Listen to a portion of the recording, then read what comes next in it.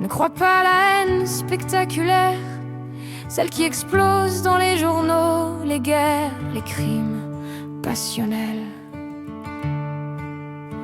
La mienne est plus discrète, elle s'infiltre par les yeux et par les oreilles. Chaque fois que je suis contraint de croiser mes semblables, elle ne fait pas de bruit, elle ne casse rien, elle fatigue, elle ronge. Elle s'installe comme une poussière dans les poumons. Je hais les conversations sans fin, ces phrases qui n'ont ni chair ni sang. Je hais les rires forcés qui sonnent comme des clous tombant sur le carrelage.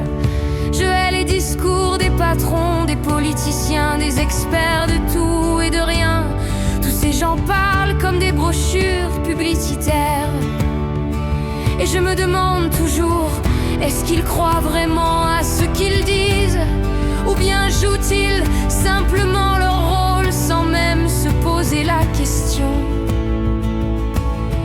Mais voilà le piège, je ne peux pas m'empêcher de les regarder. C'est un vice, une obsession.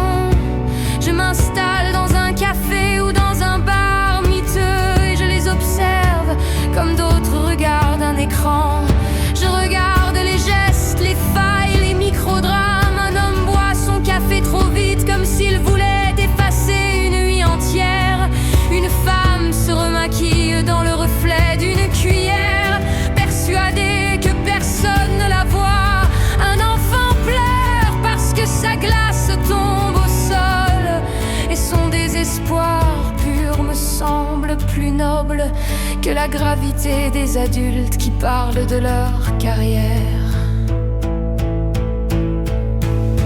Je me dis alors, peut-être que je ne hais pas les gens, peut-être que je hais ce qu'ils essaient de montrer d'eux-mêmes.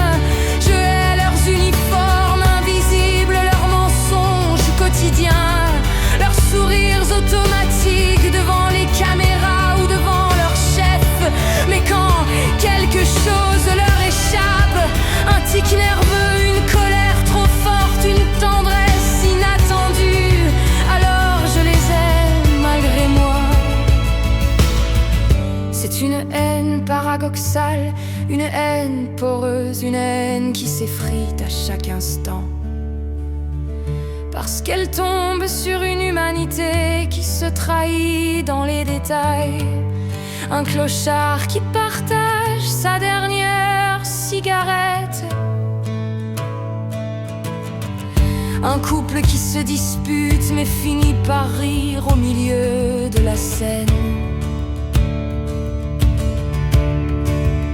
Un vieillard qui caresse la main de sa femme comme s'il avait encore 20 ans.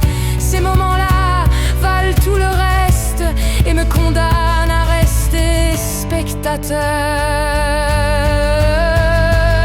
Je hais les foules, surtout les foules sont des machines à effacer l'individu. Elles se ressemblent toutes, hurlements dans les stades, files d'attente dans les magasins, mouvements synchronisés comme des insectes dans la foule.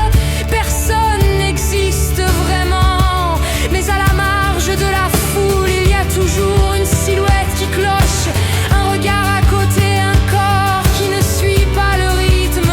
C'est pour lui que je reste. Je hais la masse, mais je guette la fissure. La vérité, c'est que je hais les gens parce qu'ils me ressemblent trop. Je hais leur fatigue parce qu'elle reflète la mienne. Je hais leur besoin d'amour parce qu'ils me rappellent le mien.